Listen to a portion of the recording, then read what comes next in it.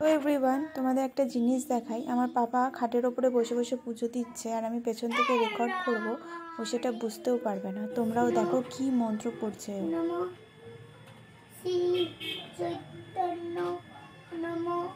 আমি আগেও বলেছি তোমাদের, আমার বাবা কিন্তু ভীষণ ঠাকুর ভক্ত, আর ওর এতটাই ঠাকুর ভক্ত যে ওর খাটের ওপরে ঠাকুর নামিয়ে পুজো করতে শুরু করে দিয়েছে। বোঝে না যে খাটের ওপরে ঠাকুর রেখে পুজো করতে নেই।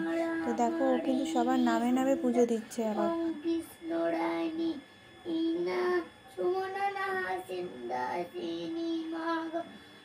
শঙ্কর নাহা বিষ্ণু ওম নমঃ জটাধারী রানী বৃন্দাসিন জিনা বৃন্দাসিন দেরে ইতন্দারিণী দিন্দারে বলে যাচ্ছে, সে ওই জানে, কিন্তু এক নাগাড়ে বলে যাচ্ছে। যেরকমভাবে ঠাকুরমশাইরা এক নাগাড়ে মন্ত্র পড়ে যায়, সেরকমভাবে ও সমানে বলে যাচ্ছে কিছু।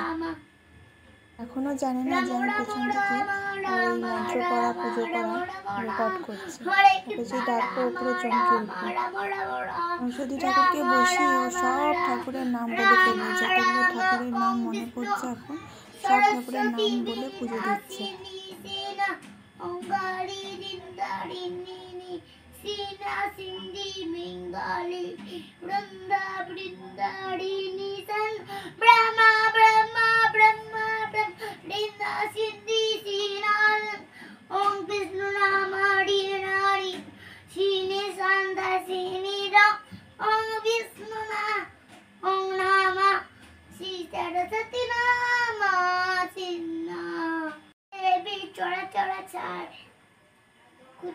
শোভিত মুক্তার বিনা অঞ্জিত পুত্তক হত্যে ভগবতী ভারতী দেবী নমস্তুতে।